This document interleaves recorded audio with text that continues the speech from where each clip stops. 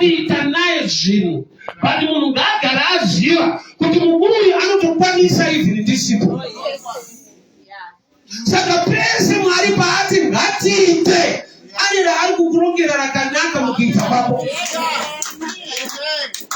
So opportunity favor mukana wezvinhu zvakanaka dzimwe nguva rinouya sedambudziko.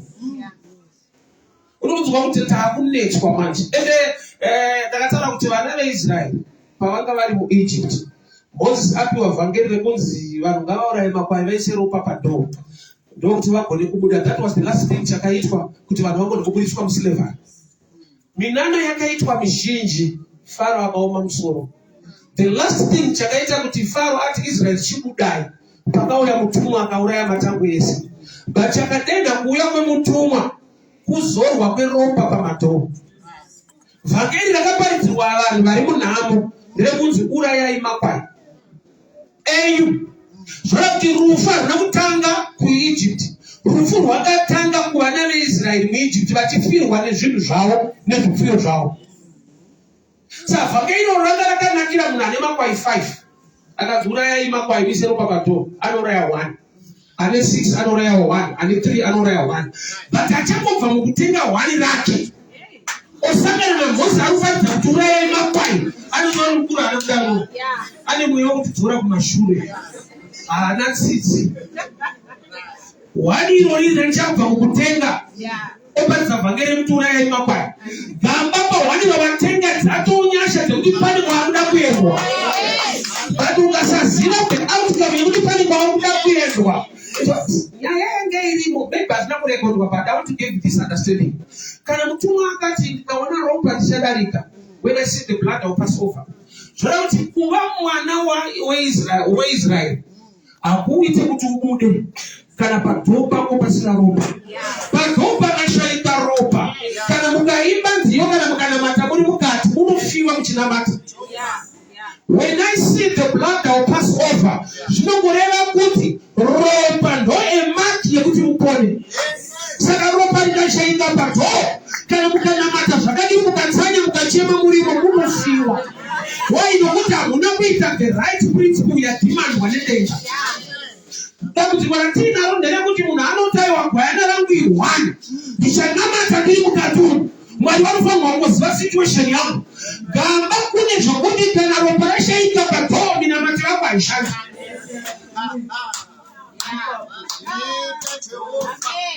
Ndiri kuona kuti kune veIsraeri vakatoita dambudziko revanhu vekuEgypt. Ivo vari vana veIsraeri nekuda kwokuti havana kuisa ropa padhoo. Hazvina kuti kana ukasaisa ropa padhoo, but kana uri muIsraeri tinongotiponesa. Haukasaisa ropa padhoo, but tinongozwa kuti uri mwana waMwari. Nyaya ndeyekuzvoreva kuti dai pakaita wekuIjipita manje akaisa futi ropa padhoo aiponera kuita zvataurwa.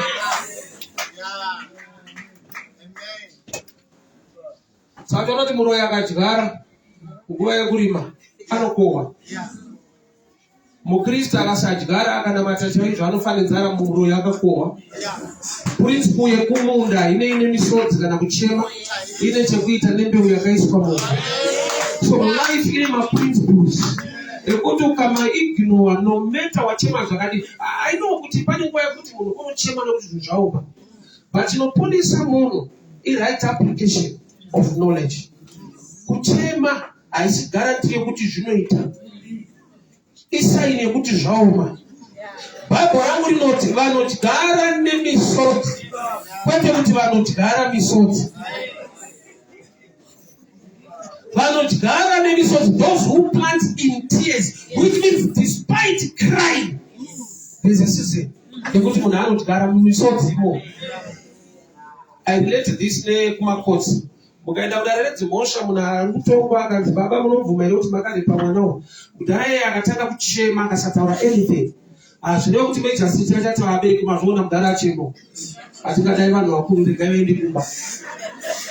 Zvinonzi baba kana mapedza kuchema toda humbu evidence. Ukawedzera kuchema what's the mandate in custody. Major haashandise tsitsi, anoshandisa law. Kuna vanochema vachitongwa, but hazvichinje sentence.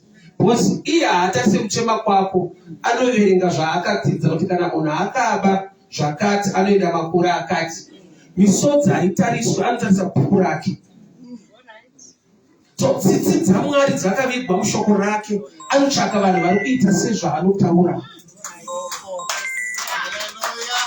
Eliaza auya pasime, Bhaibheri radescribe runako rwaRibheka kuti akakanaka. But Eliaza haana kuti uyu kana akanaka zvekuzotuta mvura asina nebasa rese. Munhu akanaka banda haatokutisa mvura iri kunaka kweso. Akamirira kututa kwemvura nemunhu akanaka. Zvora kuti dai pakauya asina kuti nakei akatuta mvura apinda. Anda kudeti. Nyaya yepatsime haine beauty ine chekuita nezvinofanirwa kuitwa. Saka akanaka akauya akati satutezve mvura izvi basa ipi unoenda usina murume. Pana hapasi kudiwa varipo, pari kudiwa vari kushanda. Yebeauty yataurirwei iri kuzivisa iwewo kuti pane pamwe pekuti runako rwacho harushande kana pasina kuitwa zvinoshanda. Taiwa ndirigosaindirenta ndengarogoza ukasaita zvinotaura Mwari, beauty yako iyi unodzokera nayo kumaraini. Nokuti shasha iri patsime haisi kuda runako, iri kuda nyangwe une runako kuti ngaashande. Ndaudza vamwe pane imwe nzvimbo, ndikati munosaida hama dzangu kuti kunamata hakudzinge nhamo. Kunamata kunodzinga mweya wenhamo, kushanda ndokunodzinga nhamo. Nokuti zvinhu zviviri, kune mweya wenhamo kwogoita nhamo yacho. Ukanamata madhimoni ese enhamo anokuregedza, but unotambudzika usina dhimoni.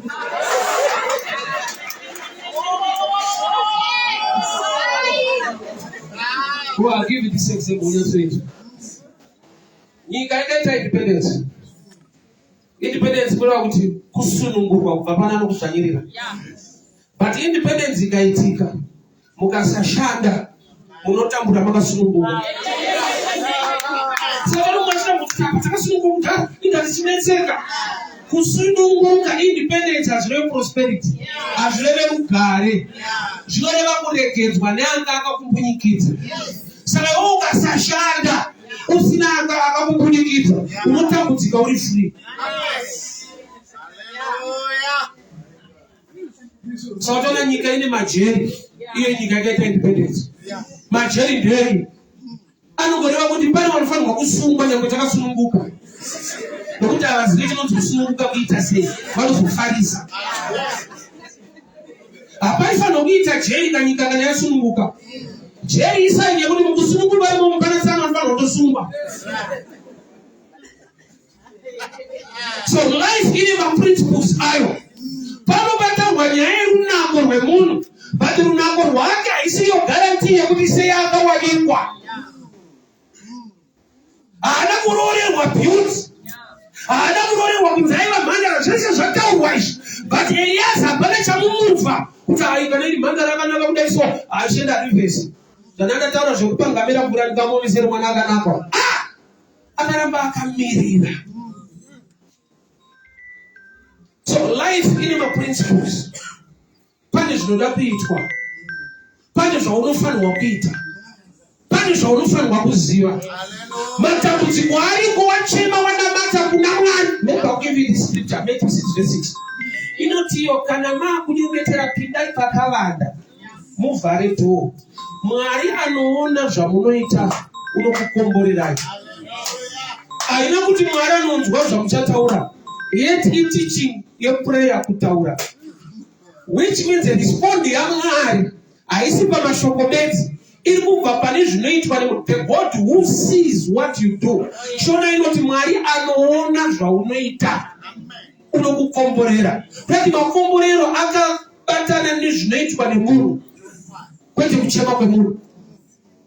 Zokurore futi.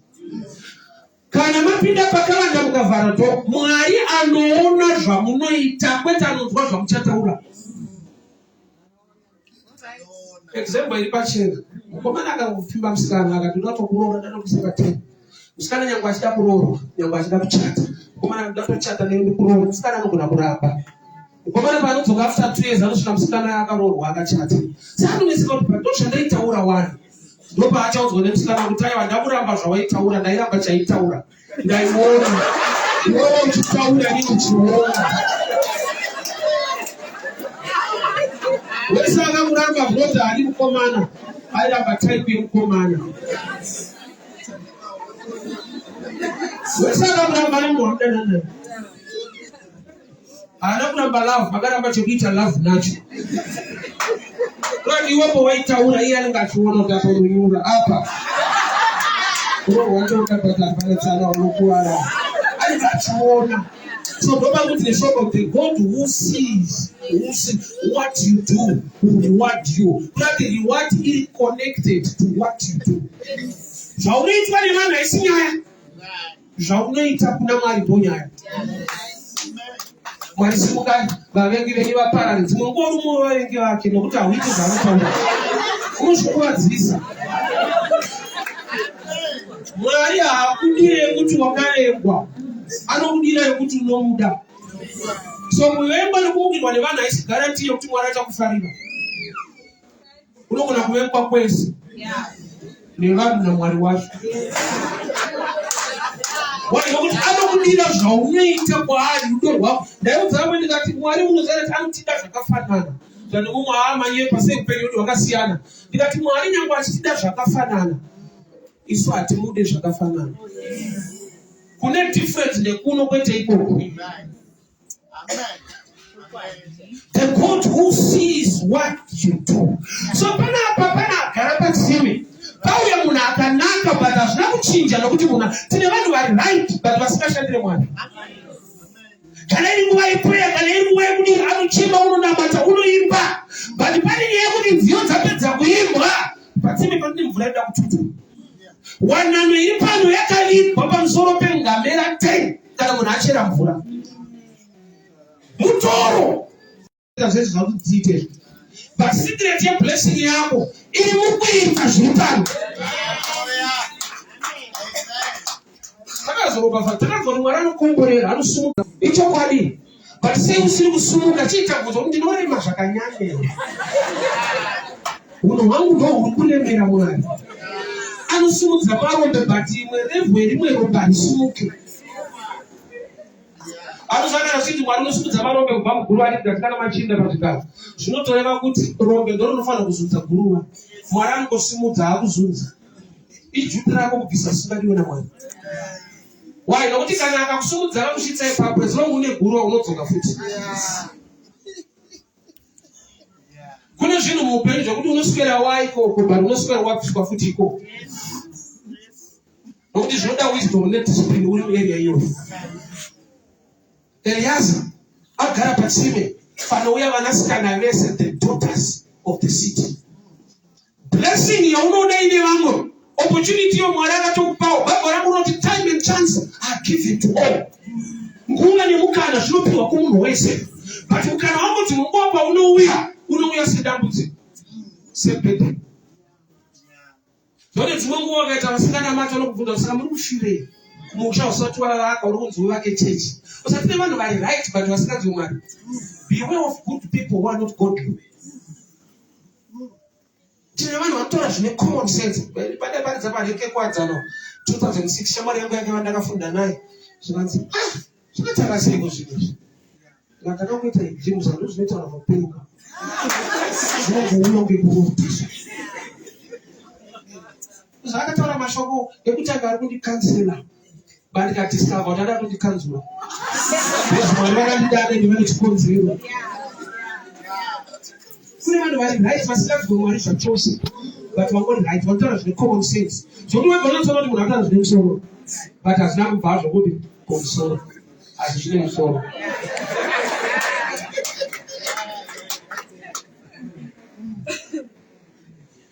Patsime pagara marriage apo. But hapana kuuya pachinzi I love you. Pandituta mvura. Mwari ane tsika yekuita zvimwe zvinhu zvakakunakira pazvinhu zvinokubhora. Sautoneno ndichakupai vafundisi vari pamoyo wangu. Kwete pamoyo wako. Aiwa iwe ichupirako kuda ari pamoyo waMwari. Hatipiwe mfundisi watinoda, tinopiwa mfundisi wokuzoda. Mfundisi akafanana nemwana. Aupiwe mwana waunoda. Unopiwa mwana waunozoda. Saka tinoti muchavi nikucha chirungu ndichangu makuti ndichi.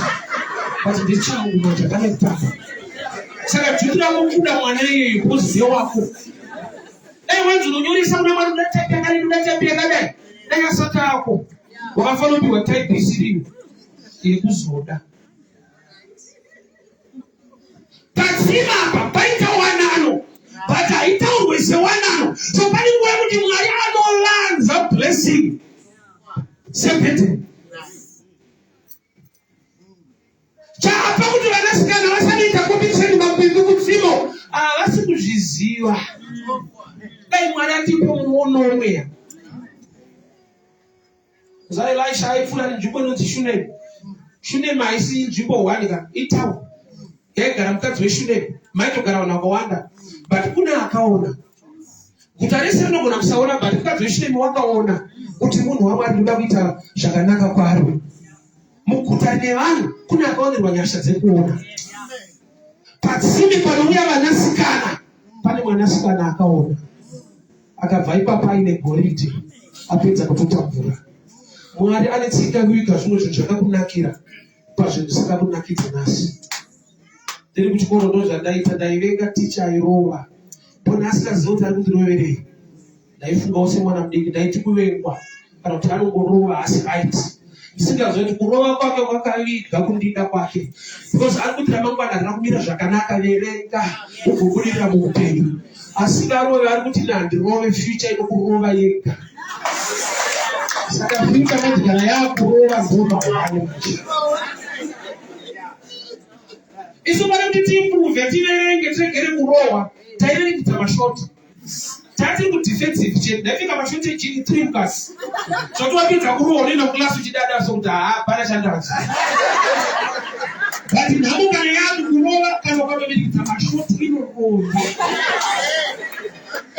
Kune gwado for zvako. Imagine mwana wedu mukadzi wedu amai wedu kuchemedza dzidza rese. Paano kurowa uchema uri 1 uchemedza muri. Unosvika paunodemba denda karowa man. Kana wakuziva zvazvinoreva nezvazvakanakira muupenyu. Unosvika paunodemba denda kakoti manikidzira vakandirova. Yaita sempete waita semutoro but agenda iri good life. Yes. So munhu yakura pakunzwa Mwari nekutaura kwaMwari.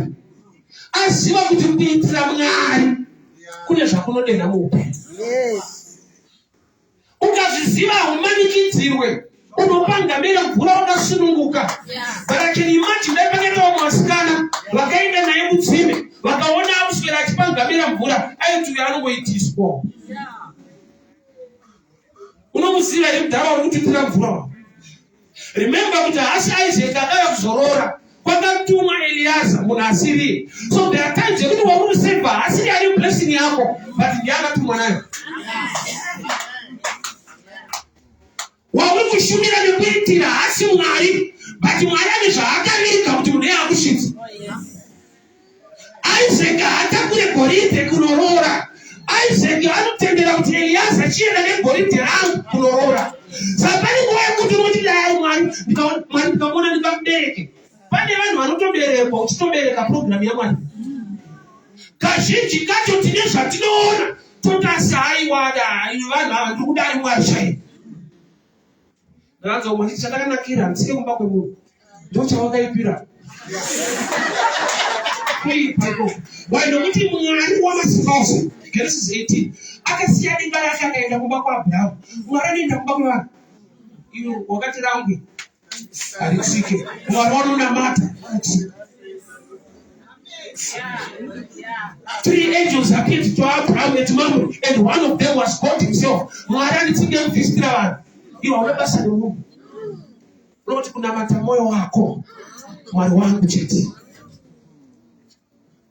Sapane pamuka kuti akauya negoridhe haasi Isaac waunoda but akatakudzwa naIsaac waunoda. Mwari vane tsika yedu igaro pafadzo pamunhu waona sekunge hana basa. Mulife ngwarira itsika yaMwari yekuita zvinhu zvichida nevanhu vakazvidzika vanotarisira pasi. Pane vanhu vanouya newanano yako negoridhe rekumba kwenyu, vanhu vakakutarisa kamugara kanonzi Eliaza kamushandi kwakaAbhurahama, zvokuti wegonoshedzera kuti haataipi hati haisi level rangu, ndakamirira Isaac. Yeti Isaac auye kuzokutarisa, Isaac anotuma vanhu vanofanirwa kukutarisa. Kune vanhu vanotumwa naMwari vasina chinhu chavangakupe, but vane zvinhu zvaMwari zvaakanzi vakupe.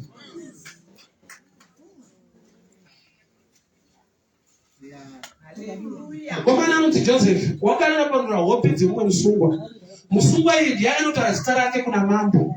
Mambo vakamusheredza akanena panura hope dzamambo akaitwa mambo. Umambo hwaJoseph hwanga hwakavimbwa pakurapanura hope dzemunhu asina kana nebasa rese. Nokuti asina nebasa rese ndiye ane basa pamusoro pechiroto chake. Akati andirapanura hope dzavanhu asina kana profit pandiri mumwe musungwa sena haana nebasa rese. Akasvika paakainterpreta dream yemunhu ari useless. Munhu ari useless ndiye akava useful concerning his own dream. Vanotoda meso emweya ekuoneswa naMwari kuti zvinenge hazvina basa, hazvina maturo, asi pakavigwa ropafadzo yako. I'll give you this testimony of mine. 2014 nandiparidza pastreet kutauro ndobva paya murume ndapedza kuparidza ndobva vakiti muri kufamba sei mufundisi. Mazuva acho taifamba netsoka kubva kuwadza tichienda kuna fest. Ndati aiwa ndakuenda paCopacabana, hauzi kana zvitsoka kaunenge wauyepo. Ndakuenda paCopacabana ndidzokere kumba. Zvikanzi zvakadii hazvo kuti dai taenda pana Sekeroda ndinokutengerai mota kuende kumba nayo. Just like that.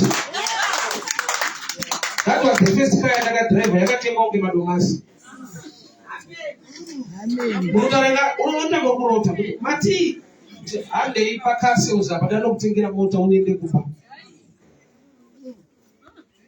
I was preaching to people who are desperate. Mazuva acho zvinhu zvakaoma, vanhu vasina mabasa vachingoswera vakazvambarara pana fest ndo vandaiparidzira vasina chavakandiitira. Nokuti ndakavaparidzira Mwari ane zvaakandiitira. Kune nzvimbo dzisina nebasa rese dzine goridhe rako.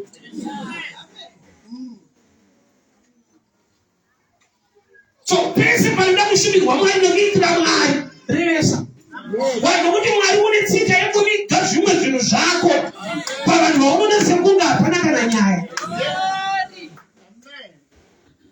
Eliaza aiva mushandi, anotonzi servant, not a son waAbraham, but a servant was carrying gold rekwaIsaac. Mwari une tsika dzekuviga maropafadzo pakuvakwa kwechechi chaiko. Ingori uri pamunhu ndikaivaka ndindirorota pandopedzera ndabva kuno kufuta. Pane kuti munhu anofunga pa. Ndichirota munobvako siko ndikazotama ndikaenda kwabvungu. Chanozvitira mberi kwatiraenda. Mweya usashumira Mwari haushayike mumoyo. Zvikonzero hazvishaike. Mukadzi aiva nevana vakawanda kura Samuel. Penina ndakubvira ati Mwari ndamusiya mwana wangu pachechi. Aitova nawo. Akati Mwari mukandipa mwana ndinosiya pano ndiye anga nedambudziko rokuva nemwana. So zvaindinetsa kuti competition iri kumba naPenina. Kosei pamwe chete unochemera kuna Mwari hauchada futi kuenda naye kumba. Kuti giving yaHana yanga yakavigwa paRevelation pachisango chekuziva kuti chamboita kuti ndirambe ndiri muwanano ndisina mwana vamwe vaine vana. Mwari ndiye anondichengetera imba iyi kwete vana, nokuti even ndisina vana ndirikungondiwa zvakadaro. So Mwari mukandipa ndaakuziva kuti imi ndimi makagara mandipa imba ndisina mwana wacho, ndichakupai mwana pano pakereke. Ndobva asiya mwana kuchechi. Breakthrough yake yakangouya nekuda kwekuti akanzwa burden pamusoro pemba yaMwari. Mwari mukandipa mwana ndosiya pano. Penina hajaidza aite izvozvo. Vake vana vasiye kuchechi ndevekumba. Saka uchiona kuti neBhayibheri macho vana vake havana mazita. Wamunzwa mwana waPenina Renza? Akanyorwa vana nebasa. Vane basa ndaana Samuel. Nokuti vane basa rekuita paimba. Tinombotaiva nevana vabva nani vaita nezve hapana. vakawanda kudaro nokuti havane nemba yaMwari. They were not mentioned. Uyo akati Mwari mukandipa ndikuzosiya pano. So haisi nyaya yekuwana, inyaya yekuziva kuti even munguva yekushayiwa mwana ndine nyasha dzakatichengeta. Because pane nguva yekuti munhu anoti haya Mwari akazondikomborera ndopa tichashandira Mwari. Ndeti uri kuti ukanganwa kuti you are already blessed. Problem ndeyekuti chinonzi ropafadzo kwauri zvimwe zvinhu zvaunoona zvine vanhu uchitadza kuona Mwari zvaanokuitira even munguva yekuti mari yako ishoma but haukarenezana. Kuna baba wako ane mwana wako na Jesu zvakabata zvinokuisira moto kana mvura. Vadzidzi vako vakamutadza aikomplena. But there was something chaifanira kutenda. Nyangwe ati zvikamubata zvinoti mvura nemoto, aifanira kutenda achiti nyangwe aiwira mvura nemoto, moto wacho wakamutadza. The boy is still standing. Mvura yacho yakamutadza. Haasi kuwira mumoto kuti atandare. Ari kuisirwa mumoto kuti atsve afe. So pane nguva yekuti hauna zvizhinji zvauinazvo. Bati muzvishoma zvako Mwari uri kukuchengeta. Iri vane kuziva nezviri kuitwa naMwari kuti pasara ishoma iyoyo muri iri kurarama.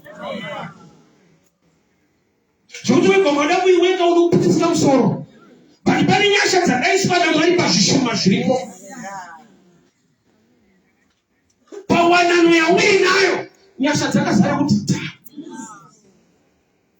Nyaya vedu inochallenge tunoona picture yemuchato. Ari pamuchato anenge achata anenge akavharwa meso. Anozorwa kukiswa kudidi. Saka ita tradition yakavanoka tradition yakazounderstand grace. Kuti inyasha kuchata kwacho. Nekuda kwekuti dai aivhurwa kumeso. Muchikombea nevari kuperekedza. Murikuona kuzomota. Pakumashura akarinana.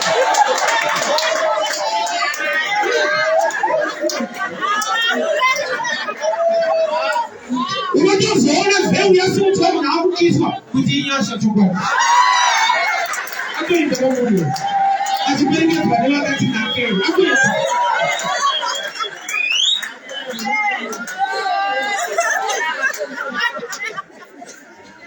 Nyasha dzavanhu dzinotangira pazvinhu zvaunotora sekuda hazvina nebasa rese.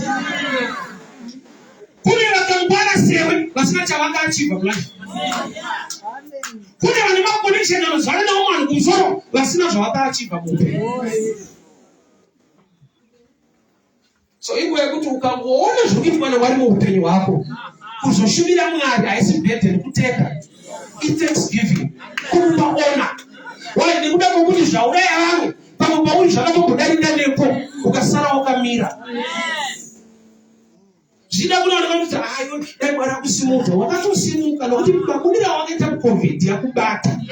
Yanga isina kana mushonga, yakauraya vane mari usina mari. Isaini yekuti wakasimudzwa naMwari zvimutyisa. Nokuti kune vaida upenyu vakahushayiwa, mari dzacho dziripo. Usanyimiri unakaimba dai Mwari achikuda, dai akusimudza, dai waita zvakati, dai waita zvakati. Pauri baba palimwe level rekusimuka. Nokuti zvawakapindana nazvo. Vakasara vamwe ikoko. Kune vamwe vakasara. Mumakore akadarika aya, makore mariri adarika. Kune vamwe vakasara imomo. Mukuziva kwavo, mukungwara kwavo nemari dzavo, Mwari vakakuchengeta uine zvikwereti. Hakuna favor inodadisa kudaro. Yokuti vane mari vanotofa muzvikwereti achisara. Kuri kusarire kunofanira kuenda.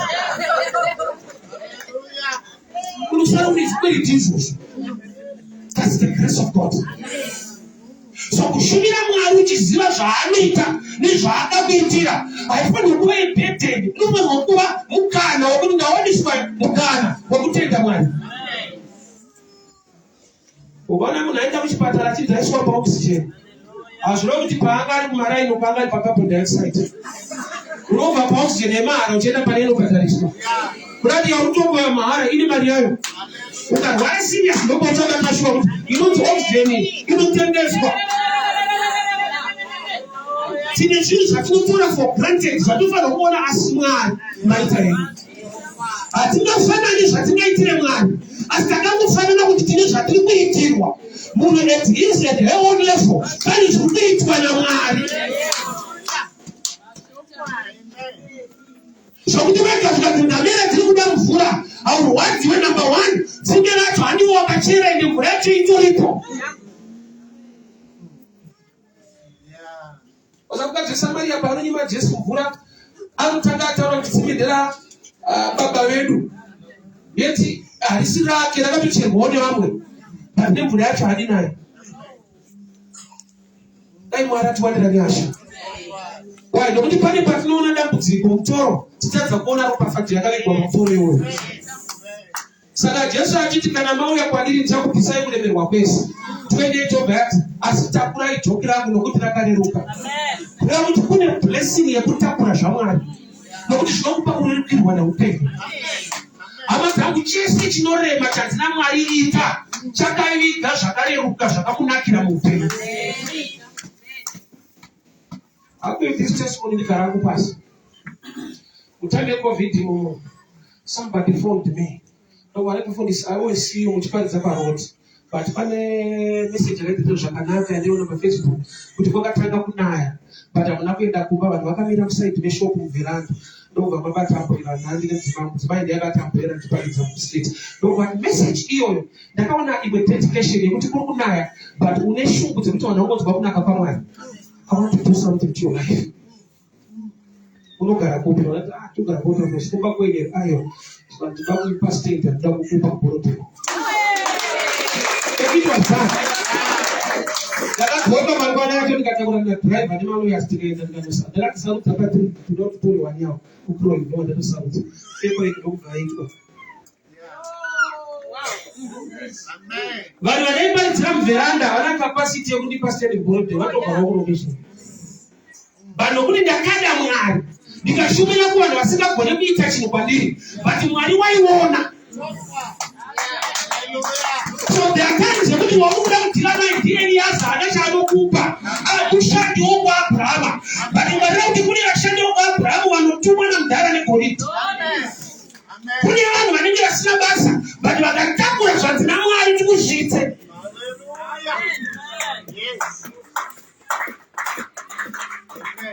Saunofanidzira vanhu vari desperate vasina mari dzemafoni vakamira kuti kuzochipa manheru vasina chavainazvo. Chivaudza kunaka kwaMwari.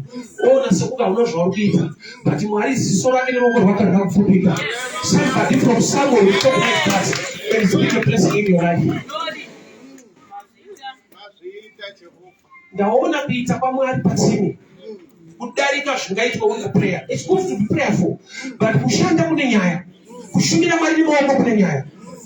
Gideon anonzi enda nevanhu pamvura munonwa mvura, vachanwa nemiromo ngavadzoke kumba, vachanwa nemaoko vachiisa pamuromo enda navo ndinovapa kukunda. Kurati Mwari ari imwe type yevanhu inongoita muromo chete kunamata chete, but anoda imwe type inoti ikataura shoko yokushanda nemaoko. Kurati tichibva mukunamata maoko achibata basa, Mwari une garanti yekuti anokupa kukunda. Itakarerwa navabereki vaipinda kuzanyoti vabereki vavo vaitudza kuti mwana wangu uri mwana wechikoro, vanhu chechi vari kushandira Mwari muchipredha nekuti ivo hauna mari pacha. Ndinoda kuti uite usaregera pachechi pachi haiwa caretaker iwe uripo enda unocheka uswa.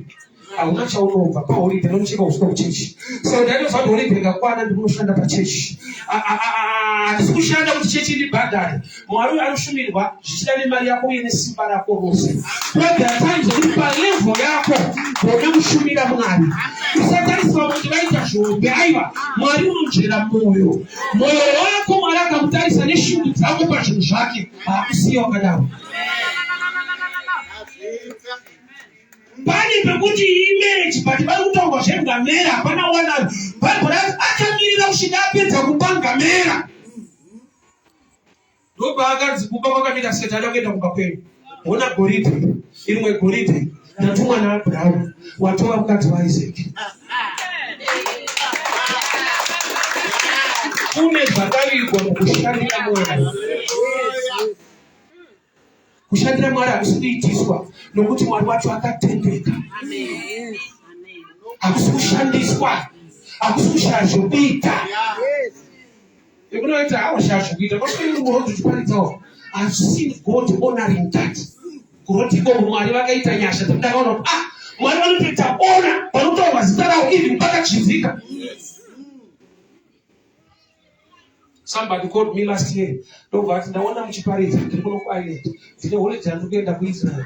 Ndino passport yedu not made on in Israel. For 8 days I was in Israel.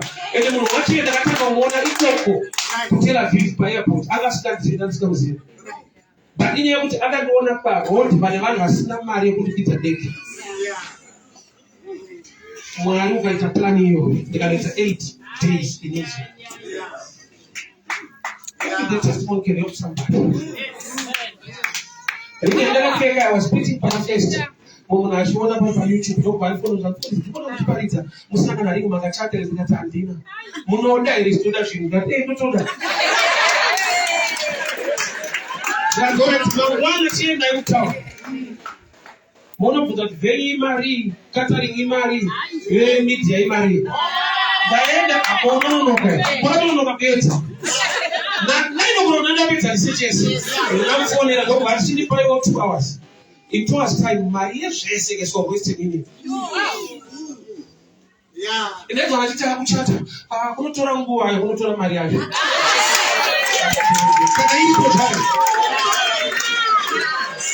In 2 weeks' time, which I forgot to Money I got to fly, but you can't get them to home. No matter after the good and we back. It's not better to get. Pale baada ya kufunga wakati walienda kuchaka ndio vile ndajifunga kana kujirota ndio vile sasa mimi nisema bila zafunga ni Mungu kana kuimagine mwenyewe God can do it chaka ndio nitaje Mungu pinda kwa wote tukataka watu wali wakanaka wanatunga wachitunga wanashura wachishora watu wanachipita sasa kipanga mera kugura mwetu watu wanakombele maoko wanaenda kupita watu tawanakwana ndiye wanakupa mvura unomsiwa unoshira ikupanga mera mvura unowane why nokuti Mwari une tsika dzekuvika zvinhu zvaunoda kuseri kwezvinhu zvausingadi zvese zviri muimba yaMwari by nature naturally hauzvide chaunotoda muno mukukomborerwa naMwari iyo kuti ngatiitei zvakati kunenge kutokushupa kuti wakatoinga iwewe hakuti uzoita something wakaudzwa zvinoitwa naMwari but zvakavigwa pane zvichaitwa nemunhu kudena zvakavigwa naMwari. Shoko raMwari rakazara mapromises anounlockwa nezvinoitwa nemunhu. Ruoko rwemunhu runounlocka zvakapfumbata ruoko rwaJehovha. Kutsino kune wanano iriko but haisi munhu wese ndeye munhu ane chizaruko kuti kupanga mera haisi loss. Pane nguva yekuti unosvika paunode basi ndakaziva ndakazviitawo zvinhu. Imagine nguva yekuti president ari kuchikoro ari mukomanawo aitofimba vasikana kuchikoro kwavo kune vana vasikana vakaramba why anga asiri president akanga kuchikoro. Imagine gogoya vakamuudza kuti muzukuru ndakatomuramba kaiti ndinokumba unoti gogoya nishara vangaiwa zvinotanga zvakadaro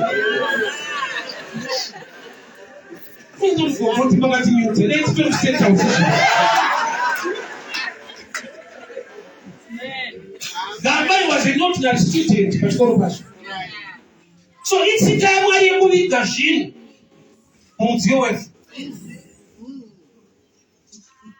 Project Mwarakarongedza wananodzi vanhu vakuuke church mwarakarongedza mabusiness maopportunities mwarakarongedza mavisa kuenda kwewe akangozvitora zvese akazvitanga project yepachechi ati munhu ashanda munhu otaiwa hatina material vanhu vanoda kubatwa pamusoro havadi kubatwa mukati memusoro Mwari unoti vanhu vangu vaparara nekushayiwa zivo.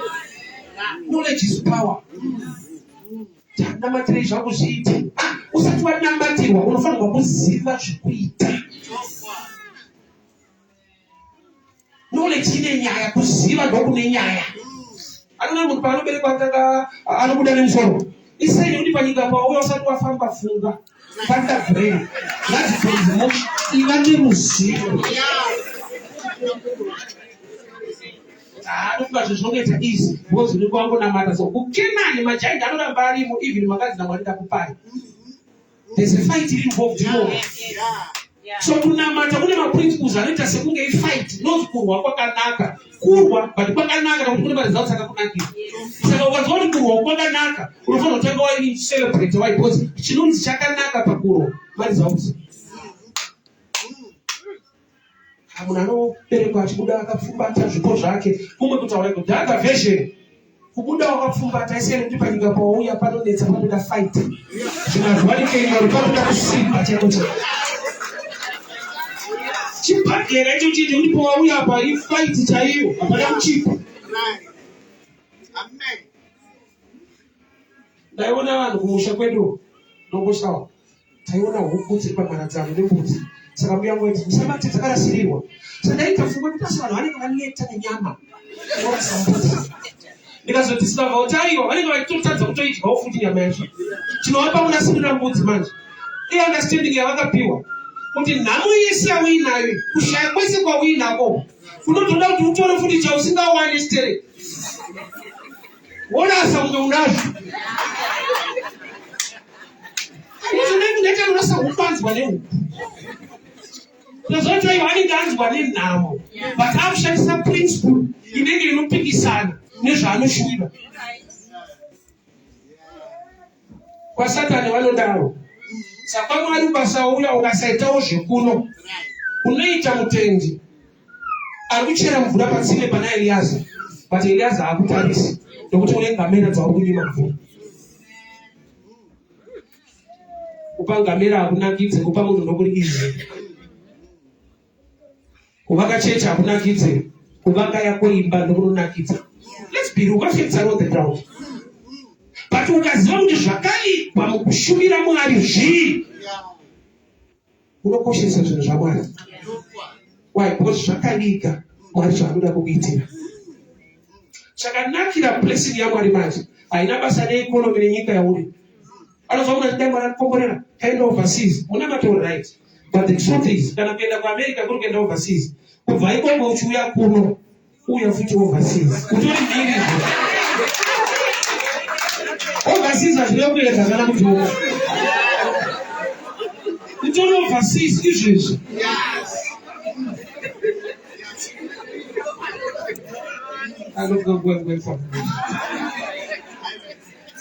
chechi kutsino i-opportunity yemusikana wetsaba nalikabata the daughters of the city kwete daughters mukana wemusikana wese ari muguta beauty haisi kutsvagwa uzati vakanaka kundidarika zvataurwa apa zvati zvekupa ngamera haione beauty yemunhu ngamera inoda kunwa chete mvura zvekutona kwamodhira pamberi pengamera ndakasa neiwa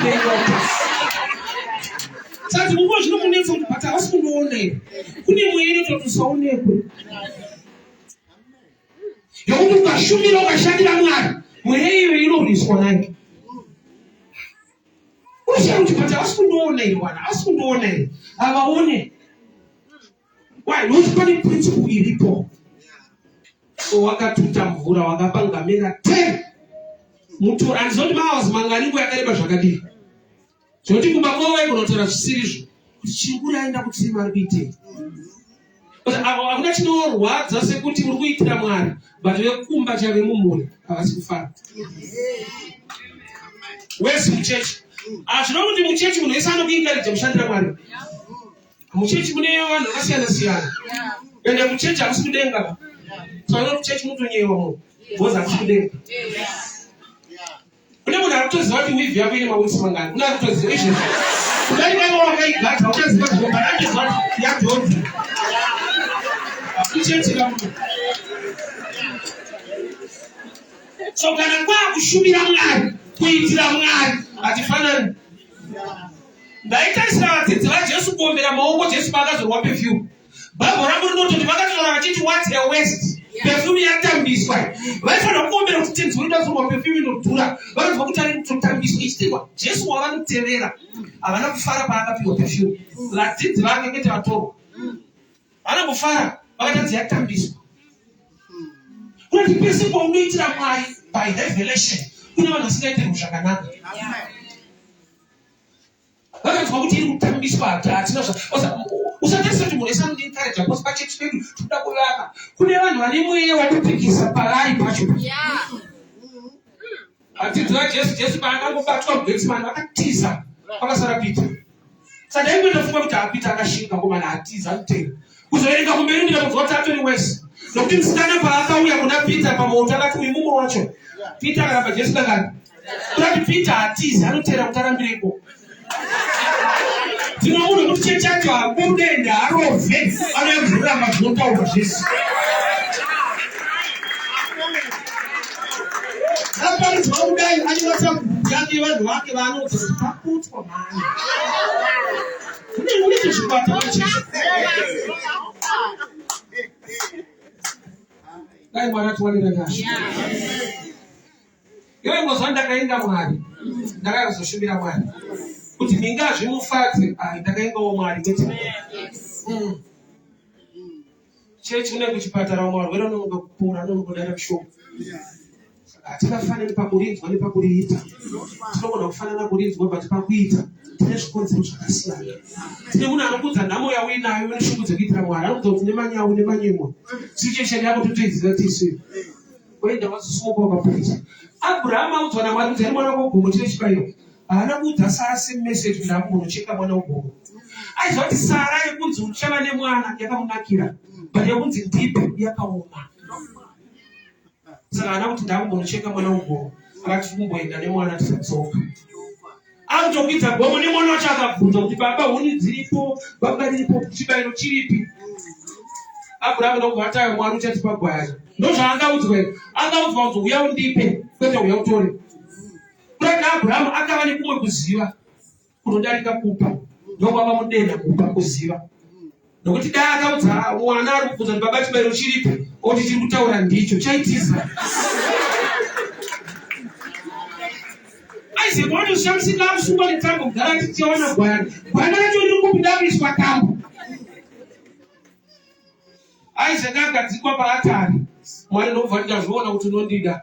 Simudza meso ako ndokuona gwayana riri pachikwenzi. Uri kuona riri gwayana paranoonekwa pachikwenzi. Aifanira kunyanya kufara kuti Isaac nokuti ndiye akubviswa. Zvoreva kuti ukaziva zvinoitwa naMwari unofara even uine tambo. Zvakasunga zvakaoma, but ukaziva kuti ndikaitira Mwari harevi nhema. Zvinokupa mufaro. Dai Mwari atiwanira nyasha.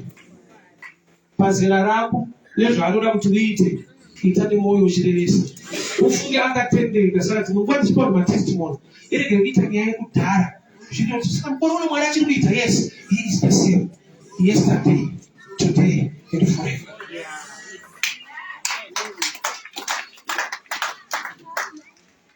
Zvakaoma kudaro, munyika yakaoma kudaro. Principle yaMwari haisi kuchinja, waida kuti Mwari wacho achinje, anokukomborera zvakaoma kudaro.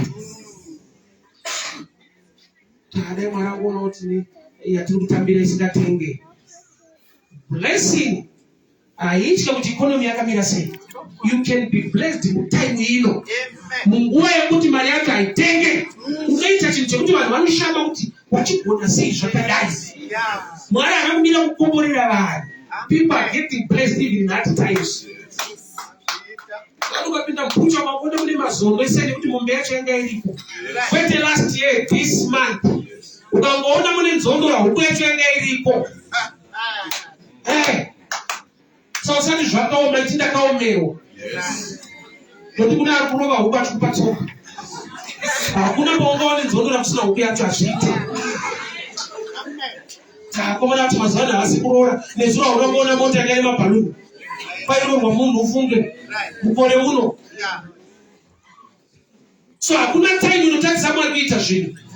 But mutime kune vanhu vanotarisira Mwari kuti vagamuchire zvavanoda kupiwa naMwari. Usaregera Eliaza achidzokera negoridhe nekuti neusimbe. Usaregedza imwe ropafadzo isingabate pauri nokuti hauri kushandira Mwari. Mwari uyu akatendeka, akasiyana nemunhu, akarurama. Ukadyara ukaisa kwaari, ione ropafadzo yaakabata inofanira kubata muupenyu hwako. Ndinamata, Father, we thank you for your words. Thank you for speaking to us.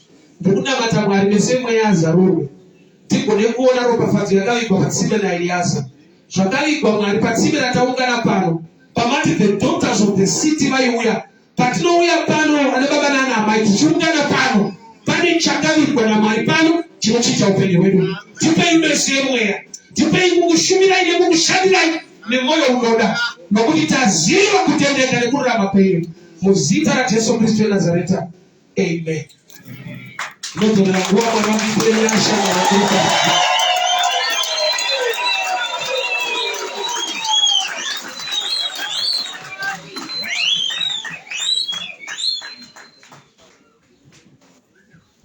We are